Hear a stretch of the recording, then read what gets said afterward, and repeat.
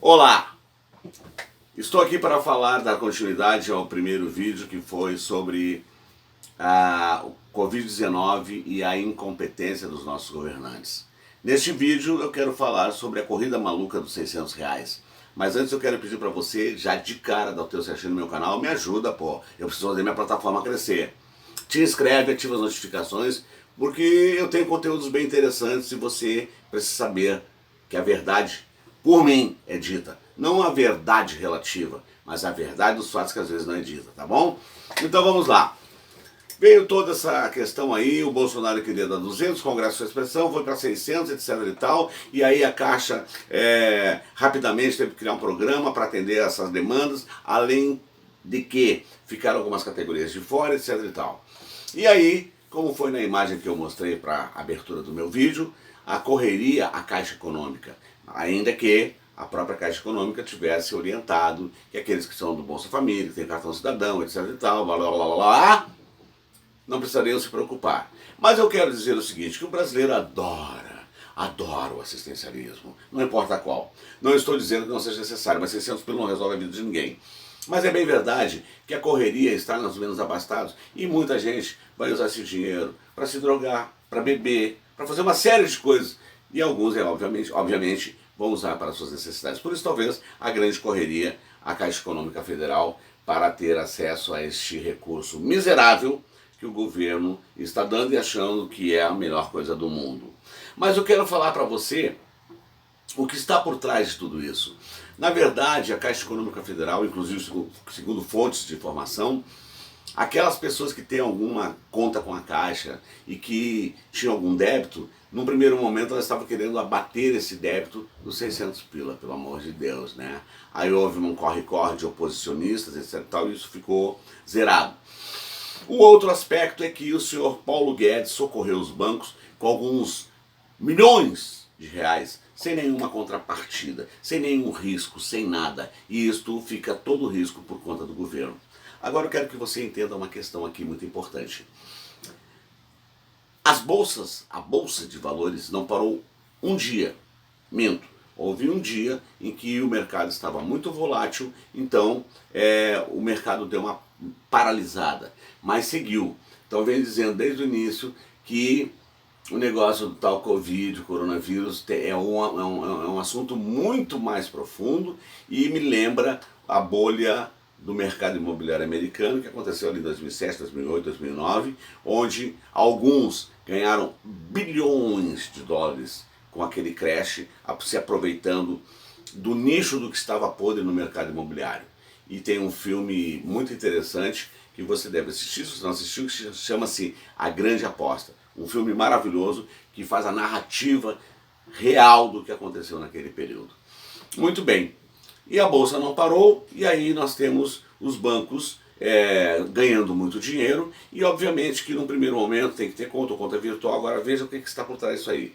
Se a pessoa tem uma conta poupança na Caixa, ou se faz uma conta virtual, isto é quase que inevitável que vai gerar o IOF, Imposto sobre Operações Financeiras. Então o banco já estará ganhando. Numa transferência bancária, obviamente isso também vai acontecer. Agora o mais interessante disso tudo é que esse dinheiro com certeza está sendo usado por grandes. E por que eu digo isso? Quando alguém tem um dinheiro numa conta, num banco, o banco oferece algum tipo de aplicação. E para fazer essa aplicação, que ele vai oferecer um juro X, digamos, a pessoa tem 1 e o banco vai dizer que vai dar 2 por 1, entendeu? E ele vai pegar este dinheiro que a pessoa vai aplicar e vai emprestar para outro. A diferença desse dinheiro tomado para o dinheiro que é emprestado ao outro chama-se spread. E esse spread, neste caso específico, ele não está tendo.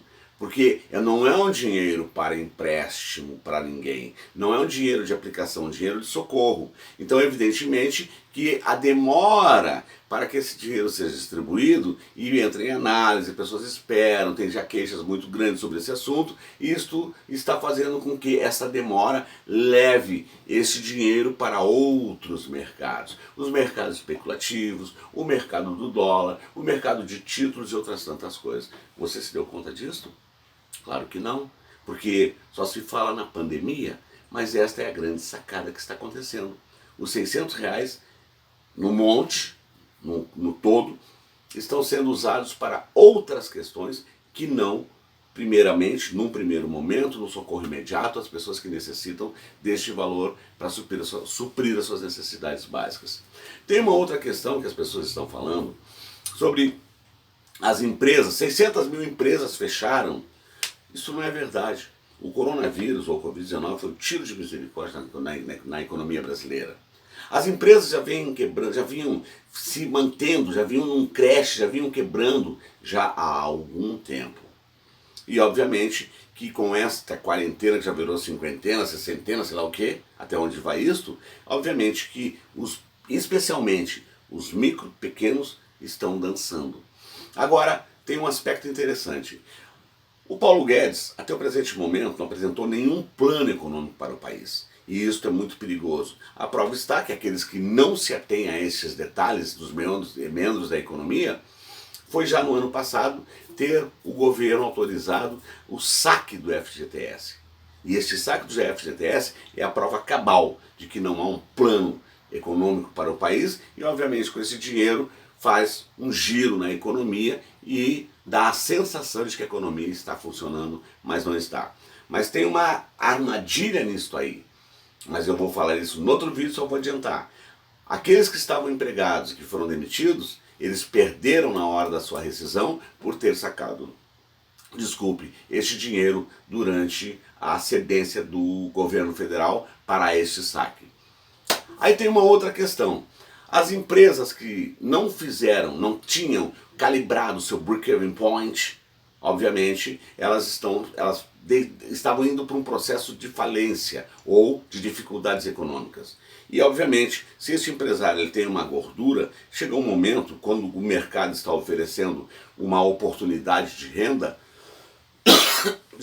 ele não vai ficar com a empresa aberta para botar dinheiro bom em dinheiro ruim, como se chama, ou perder aquilo que ele conquistou durante uma vida de trabalho. Esta é a grande verdade. A verdade, o governo sinalizou com algum socorro para as empresas, principalmente os pequenos e médios, algumas linhas de crédito, refinanciamento de dívidas, etc. e tal, mas isso não vai resolver o problema. Então, essas demissões, no formato que elas estão sendo feitas, está favorecendo o empresário a fazer uma certa liquidez. E ninguém está falando sobre isso. E desta forma, é melhor ele fechar as portas para, obviamente, aplicar o seu dinheiro no mercado de capitais, do que ficar botando, como eu já disse, dinheiro bom e dinheiro ruim. Esta é a grande verdade. Então, vai esperar fazer esse turnover para que o mercado, até então, possa se acomodar e, evidentemente, recontratar esses funcionários. E eu tenho certeza no que eu vou te dizer. Se hoje este empregado que foi demitido ganhava 2, quando eu abrir as portas de novo, ele vai valer 1. E aí estará implantado a nova lei trabalhista de uma forma severa, cruel, e o empresário estará ganhando. Portanto, há uma grande balbúrdia nisso tudo e, obviamente, quem vai ser machucado, esfacelado, é o trabalhador, é o pobre. É simples assim. Portanto, eu tenho uma dica para dar para você que é um empresário que ainda quer apostar no mercado interno, na indústria brasileira ou no comércio do Brasil. Procure o seu contador e procure um grupo de advogados para tratar sobre direito tributário. Não sabia? Pois é, os empresários têm várias compensações de créditos que podem se valer, que pode aliviar a sua sofreguidão, a sua sair da UTI dessa crise que está acontecendo. Uma outra solução é apostar no home office, ou seja, as indústrias que têm algum equipamento ou trabalham com produtos que podem ser deslocados para a casa das pessoas, façam isso o mais rápido possível para a economia começar a se movimentar novamente. Outro aspecto são os deliveries. Isso pode ser os serviços dos restaurantes, das empresas que trabalham principalmente com o ramo de alimentação. E nós estaremos resolvendo o problema mais rápido, porque até o presente momento o governo não sinalizou, de fato, com nenhuma medida efetiva para que as pessoas possam respirar. E como eu já tenho dito, estão morrendo mais do coração, de diabetes, de depressão, de colesterol alto, do que propriamente do Covid. E se nós formos esperar por uma atitude do governo, ou dos governos, federal, estadual e municipal, nós vamos entrar realmente num crash violento. E só para destacar, Bolsonaro disse que não tem dinheiro. Não é verdade. Há no caixa cerca de R$ 1 trilhão.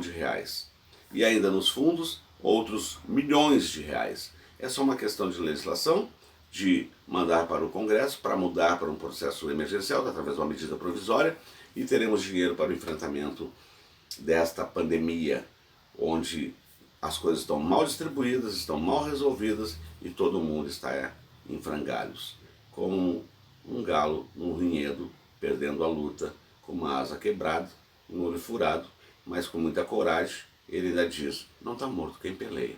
É isso que está acontecendo com o nosso trabalhador brasileiro, com o nosso empresariado brasileiro, aqueles que não estão se atendo a esse rentismo voraz e cruel, que aliás, na ponta, os bancos aumentaram em 70% o juro do crédito. Isto não é um mercado rentista? Eu diria mais, se o Bolsonaro tiver juízo, ele manda o Guedes embora o mais rápido possível, antes que entre em colapso tudo que o Bolsonaro diz que está tentando construir. Mas é uma questão de leitura e, evidentemente, nós estamos fadados ao fracasso caso nenhuma medida seja tomada. De outra banda, há remédios já comprovadamente que podem prevenir o processo de agravamento deste vírus, desta doença, e nada está sendo feito. Enquanto isso, as empresas estão adoecendo e os trabalhadores estão ficando cada vez mais sem recursos. E aí vale um texto bíblico: chegará um momento em que ninguém compra e ninguém vende. Lamentavelmente, ainda tem que fazer um outro destaque. Estamos vivendo um apocalipse. É uma questão de ir para a Bíblia e dar uma olhada e ver o que está acontecendo e confirmar se o que eu estou te dizendo é mentira ou é verdade. Preste atenção, o mercado financeiro está em alta. Quem tem dinheiro vai fechar as empresas para não botar dinheiro bom em dinheiro ruim. Quem tem as empresas e quer manter, vai pagar caro para poder mantê-las. E, de outra banda, as empresas estão sim se beneficiando com as demissões, seja por conta nas rescisões, através dos benefícios, na flexibilidade que houve da multa dos 40%, no saque do FGTS antecipado, e isto fica uma rescisão mais barata. Ou seja, eu diria modestamente, mas esse assunto de contador, na ordem de 20%, 30% que o empresário deixa de devolver ao trabalhador aquilo que era de seu direito. Outra questão é dos contratos, a redução dos horários em 70% dos salários do trabalhador. Isso é um absurdo. E, para quem não sabe, a proposta é do governo repor essa diferença para o trabalhador, só que com o seguro-desemprego. E quando esse trabalhador for demitido e for se utilizar o seguro-desemprego, ao invés dele receber 100% do valor que ele teria direito em função do seu salário, ele vai receber 30%. Mas há quem defenda com unhas e dentes o governo e o Paulo Guedes, o super-ministro da Economia. Faça a tua reflexão, dá o teu certinho no meu canal, te inscreve e compartilha esse vídeo. Eu ia falar outras palavras bonitas do inglês do mercado, mas deixa para lá. Eu acho que já é o suficiente para você entender o que está acontecendo nos bastidores. Alguém está ganhando muitos milhões ou bilhões, e eu vou falar em dólares, com toda esta pandemia, enquanto o povo amarga. Até o nosso próximo encontro.